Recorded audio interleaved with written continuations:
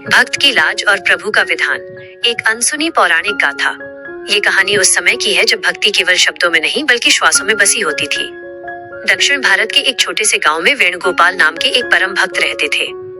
वे पेशे से एक सीधे साधे कुम्हार थे, लेकिन उनका मन सदैव द्वारकाधीश के चरणों में लगा रहता था। वेणुगोपाल के परिवार में उनकी पत्नी सुमति और वृद्ध ससुर जी थे। उनके मामा जी भी पास के गांव में रहते थे और अक्सर धर्म चर्चा के लिए आया करते थे। भक्ति की कठिन डगर। वेणुगोपाल का नियम था कि जो भी साधु संत उनके द्वार पर आता, वे उसे बिना भोजन कराए नहीं जाने देते थे।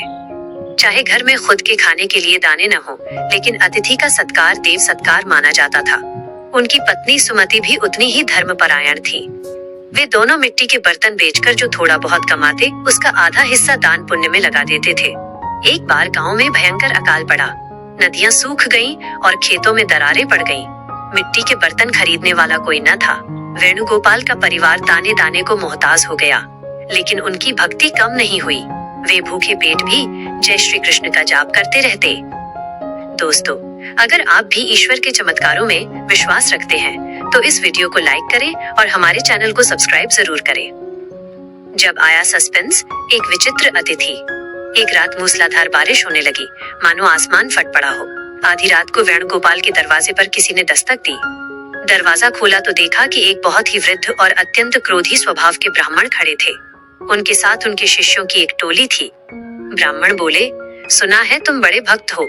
हम भूखे हैं और रात गुजारने के लिए स्थान चाहिए, लेकिन हमारी शर्त है, हमें वही भोजन चाहिए जो राजभोग में मिलता है और सोने के लिए मखमल के बिस्तर। अगर तुम ये नहीं कर सके तो हम तुम्हें श्राप दे देंगे कि तुम्हारी भक्ति झूठी है। वेणुगोपाल और सुमति धर्म संकट में पड़ गए।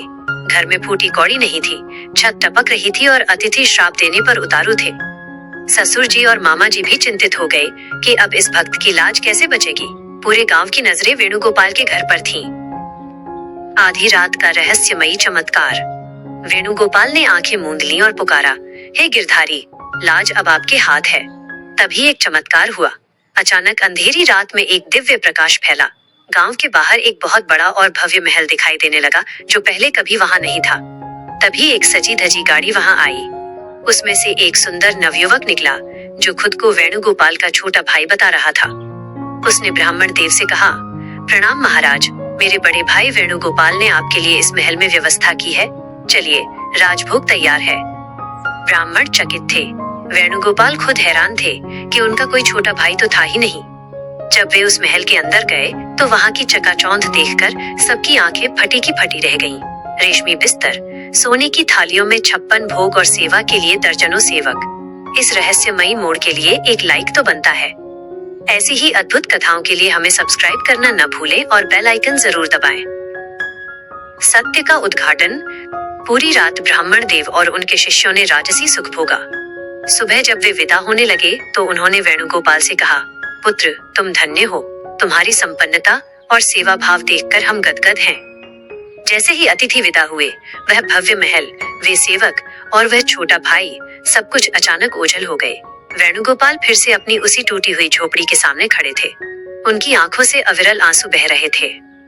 वे समझ गए थे कि वो छोटा भाई कोई और नहीं, बल्कि स्वयं सांवरे सेठ भगवान श्री कृष्ण थे, जो अपने भक्त की लाज बचाने के लिए रूप बदल कर आए थे।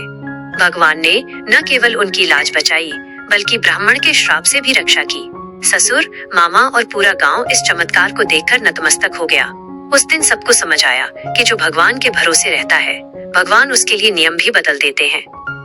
निष्कर्ष, ये पौराणिक गाथा हमें सिखाती है कि जब इंसान के पास कुछ नहीं होता, तब भी उसके पास उसकी भक्ति और विश्वास की पूंजी होती है। भगवान अपने भक्त को कभी अकेला नहीं छोड़ते, वे किसी न किसी रूप में आकर सहायता अवश्य करते हैं। अगर आपको भगवान की ये लीला पसंद आई हो, तो कमेंट में जय श्री कृष्ण जरूर लिखें और हमारे परिवार का हिस्सा बनने के लिए सब्सक्राइब करें। धन्यवाद।